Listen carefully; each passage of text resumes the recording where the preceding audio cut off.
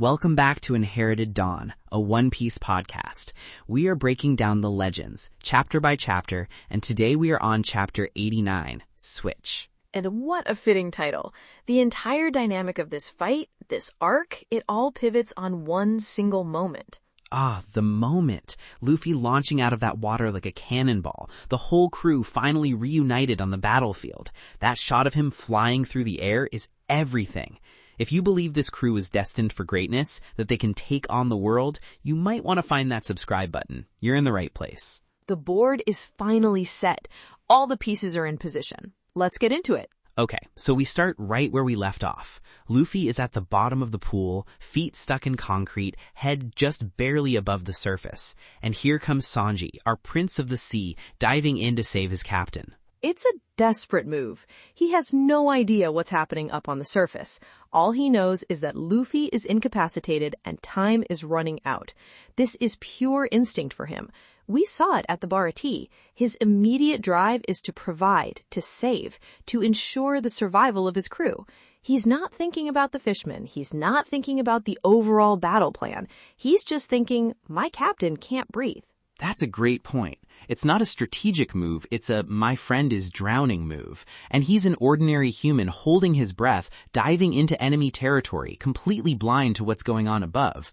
The amount of trust that takes, not just in himself, but in the idea that Zoro and Usopp are handling whatever fresh hell is happening on the surface, it's immense. It's a complete leap of faith, driven by loyalty. He is, quite literally, diving into the unknown for Luffy. Meanwhile, up top, Zoro is squaring up with Arlong. He is barely standing, bleeding through his bandages, and he's challenging the big boss of the arc. The nerve on this man is just unbelievable. It's more than nerve. It's a responsibility he's taken on. Since his defeat by Mihawk, Zoro's entire perspective has shifted. He isn't just fighting for his own ambition anymore. He made a promise to Luffy that he would never lose again. In his mind, holding the line here, even in this state, is a direct fulfillment of that oath. He is the vice captain in all but name, and with the captain down, the burden falls to him. Yeah, and you can see it in his eyes. He's in absolute agony, but he is not backing down an inch. He's projecting an aura of strength he absolutely does not feel physically. It's a bluff, but it's the most convincing bluff in the world, because it's backed by pure, uncut willpower. But Arlong isn't immediately interested in Zoro. His first question is, who interfered? He knows someone kept Luffy alive, and that's what's bothering him. Not the swordsman in front of him, but the unknown element. That's so telling, right? He's not worried about the guy with 3 swords who just took down his first mate. He's worried about the spirit of this crew, the fact that they just refuse to die on schedule. It's the one thing he can't calculate. Arlong sees the world in terms of power levels and racial hierarchies. Humans are weak, fishmen are strong. Simple. But then Genzo and Nojiko, 2 weak humans, perform a rescue that defies his expectations. It breaks the formula in his head. It introduces a variable he can't control, hope. He can smash bodies, he can break buildings, but he can't comprehend the resilience of the human spirit. That's what truly irritates him. The swordsman is a problem he can solve with brute force. The defiance of the inferior is an ideological threat. And then Usopp, from the sidelines, tries to draw Arlong's attention. He yells, he postures, and he shoots a rubber band.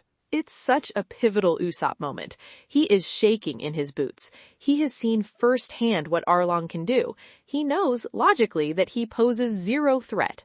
A rubber band at Arlong? It's so pathetic and so brave all at once. That's Usopp in a nutshell. He's terrified. He has no real way to hurt this monster, but he will not let his friend face him alone. He'll do what he can, even if it's just making a nuisance of himself. It's the same spirit from Syrup Village. He was outmatched by Kuro and his entire crew, but he stood on that slope and defended his home with lies and tricks and whatever he could muster. It's the evolution of his bravery. In Syrup, he was fighting for his village. Now he's fighting for his crewmate. His circle of loyalty has expanded.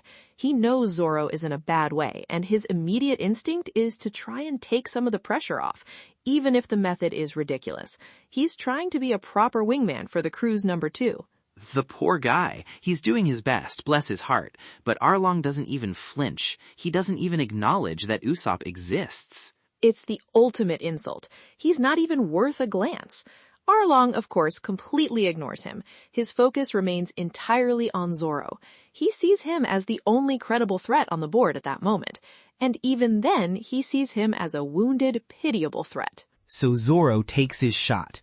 He puts everything he has left into it. He swings at Arlong's face, a full-on sword strike, and Arlong just leans into it. He blocks the sword with his nose, his big, pointy, saw-toothed nose.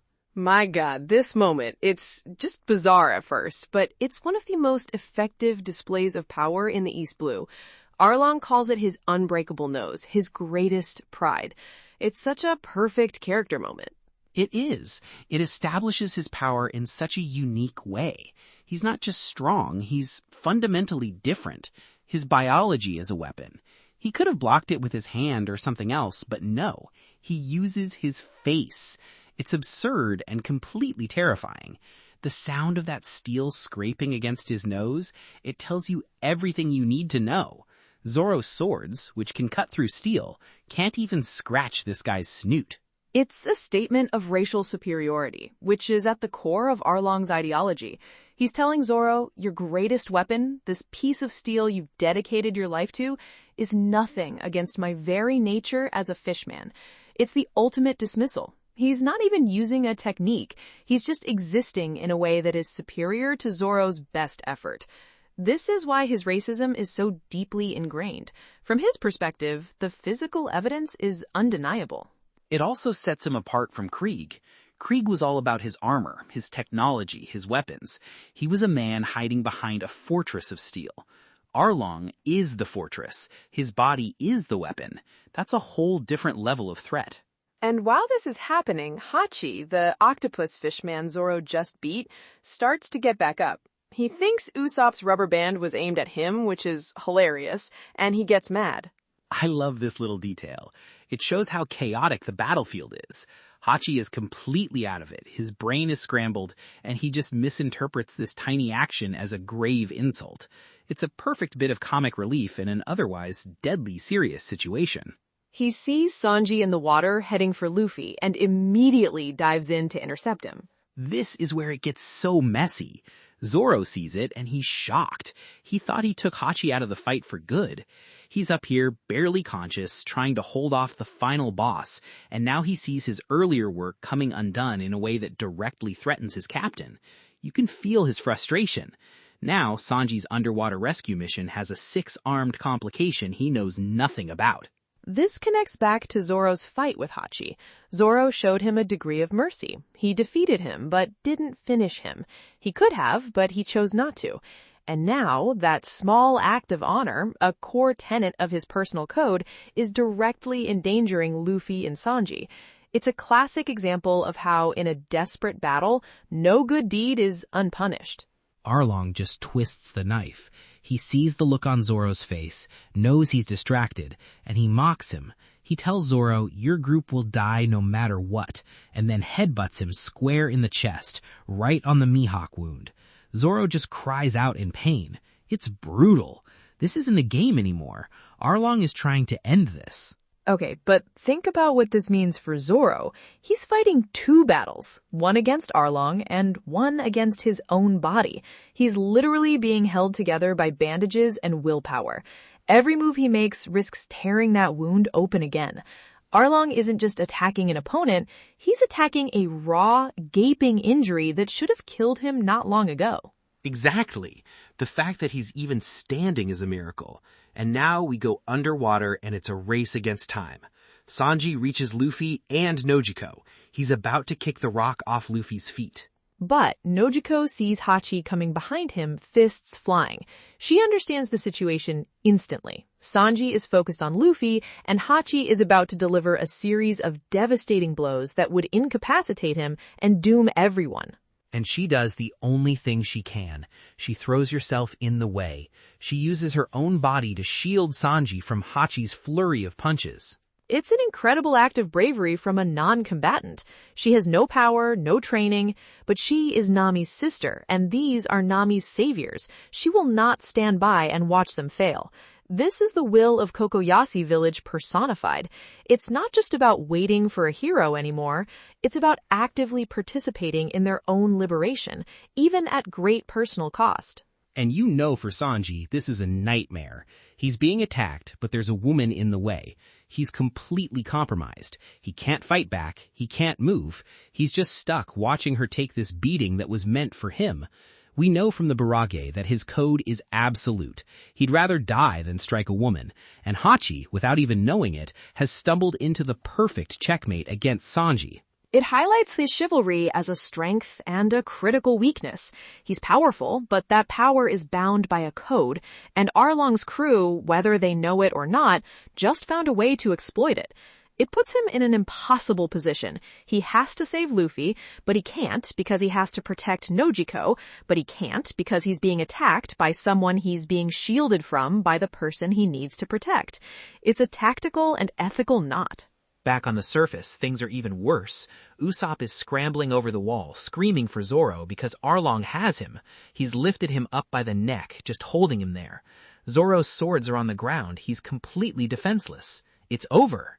Arlong is curious. He asks why Zoro is so heavily bandaged. He's been toying with him, but now he wants to understand what makes this particular human tick. And then he just rips them off. The reveal, the moment the villain sees exactly what the hero has been pushing through. Arlong sees that massive, gruesome slash across Zoro's chest, the wound from Dracul Mihawk, the greatest swordsman in the world. And he's stunned. The look on his face is pure shock. He thought he was fighting a wounded man. He had no idea he was fighting someone who should already be dead. This isn't a scratch or a stab wound. This is a cut-in-half wound. For Arlong, who believes in overwhelming physical power, seeing a human being not only survive this, but continue to fight at such a high level is like seeing a ghost. That wound is a statement. It's the receipt for challenging the world. Zoro wears it like a badge of honor, but for Arlong, it's just incomprehensible. How is this human still conscious, let alone fighting? It's the second time in this chapter his worldview has been cracked. First by the weak villager's defiance, and now by the impossible endurance of this swordsman. It fundamentally challenges Arlong's worldview. He believes humans are weak, fragile insects, yet here is a human with a mortal wound refusing to fall. It doesn't compute for him. This wound is a piece of the Grand Line, a piece of the new world that has manifested itself in the East Blue. Arlong has been a big fish in a small pond for so long, he's forgotten what true monsters look like, and Zoro is carrying the scar from one. Arlong is about to kill him right then and there, and Zoro, while being choked out, barely able to speak, says one of the coldest lines in the entire East Blue. He says Hachi's wounds wouldn't have reopened if he had just stayed down. Arlong thinks he's talking about himself at first, a final bit of bravado. He assumes it's a meaningless threat from a dying man. But he's not. Zoro clarifies he was talking about Hachi. And in that exact moment, underwater, the wounds Zoro gave Hachi burst open again. The octopus fishman just goes limp and faints. The blood pours out of him. It's perfect timing. It's a brilliant moment of battlefield intelligence. It's not a coincidence. Zoro used Arlong's focus against him. He knew Arlong was monologuing, so he planted a seed of doubt. It was a verbal feint that had a real physical consequence. He knew Hachi was wounded. He knew Sanji was down there. He saw Hachi go into the water. He put all the pieces together and realized the only way to save Sanji and Luffy was to remind Hachi's body how badly it was already broken. He weaponized his own victory from earlier in the arc to save Sanji and Luffy. It's just peak Zoro. He's at his absolute physical limit, but his mind and his will are as sharp as his swords. He saw the whole board, even underwater, and made the perfect move. He couldn't move his body, so he moved the pieces with his words. It's an incredible feat of tactics and timing. With Hachi out of the way, the path is clear. Sanji doesn't waste a second. He sees his opening. He knows this is his only chance. He unleashes a massive kick, shattering the rock around Luffy's feet. And Luffy, being made of rubber and having been stretched to his limit, just rockets upwards. His body snaps back together. It's a perfect use of his unique physiology. Anyone else would have just floated up. Luffy becomes a projectile. He shoots out of the pool like a human torpedo flying over Arlong Park. The villagers, Johnny, Yosaku, everyone just erupts. The captain is back. Their hope is back. Super! It's this massive visual release of all the tension that's been building. He doesn't just emerge from the water. He explodes from it. It's the turning point for the entire arc. All the despair, all the struggle, it all culminates in this one explosive moment of release. It's the signal that the tide of the battle is about to turn, both literally and figuratively. And what's the first thing he does? He doesn't grandstand. He doesn't even look at Arlong. He sees Zoro helpless in Arlong's grasp. He grabs his swordsman, throws him out of the way to safety, and lands exactly where Zoro was standing. He switches places with him.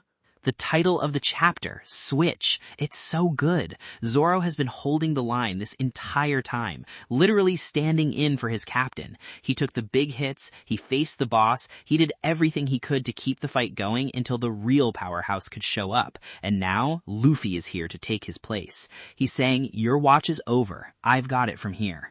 It's a perfect encapsulation of their dynamic.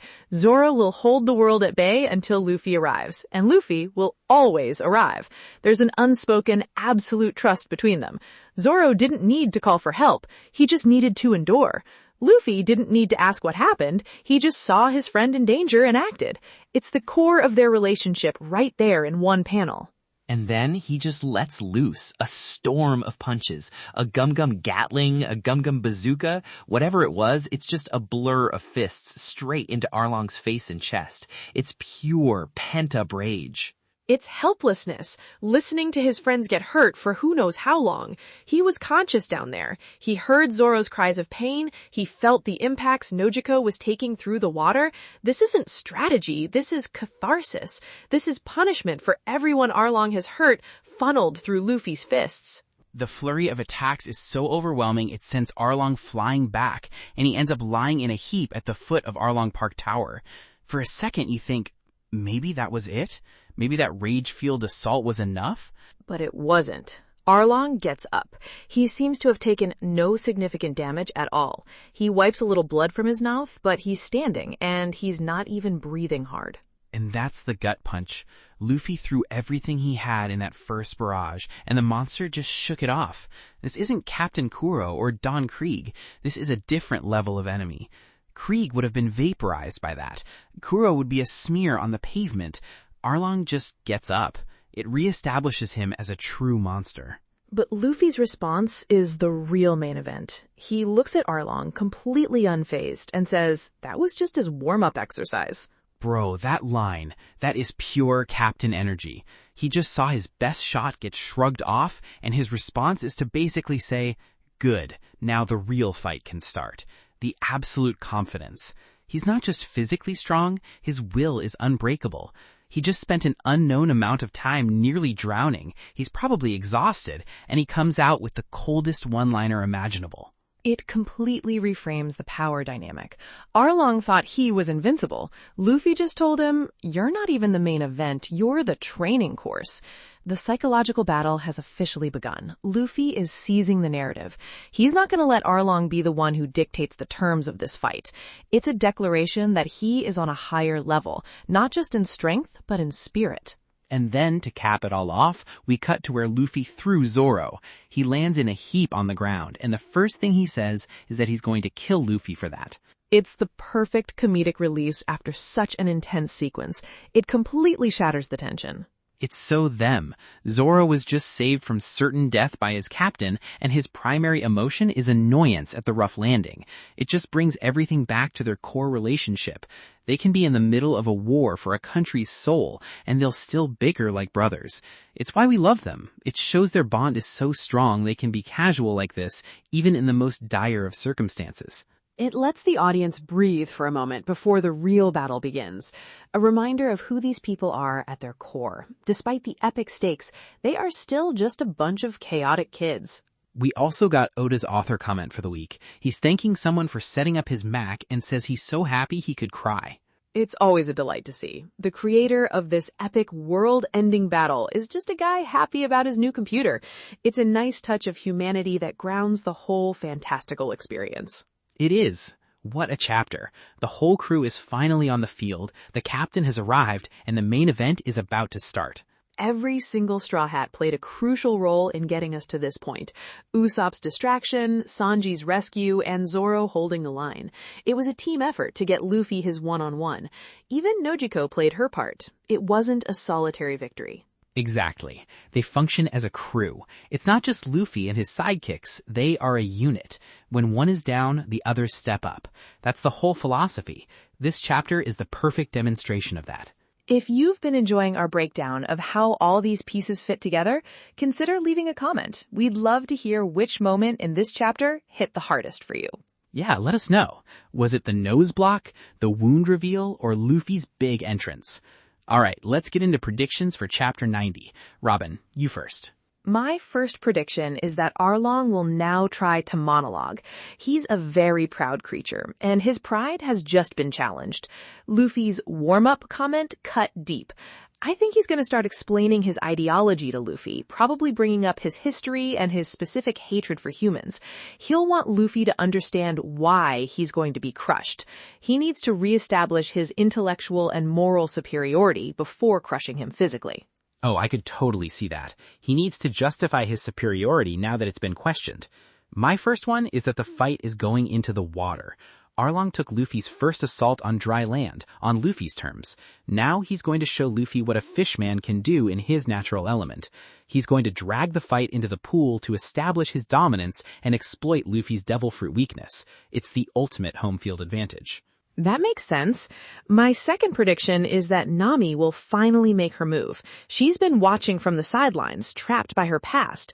But with Luffy here, fighting for her, she's going to intervene. Not by fighting Arlong directly, but by doing something strategic. I think she'll go for the maps in his tower. She'll try to destroy the very reason he's been holding her and her village captive. It would be her way of fighting, not with fists, but with her mind, severing her final chain to him. Ooh, I love that. Taking away his prize. Okay, my second prediction is that we're gonna get the matchups for the other officers. With Luffy handling Arlong, I think Sanji is going to square off against Kurobe, the fishman karate expert.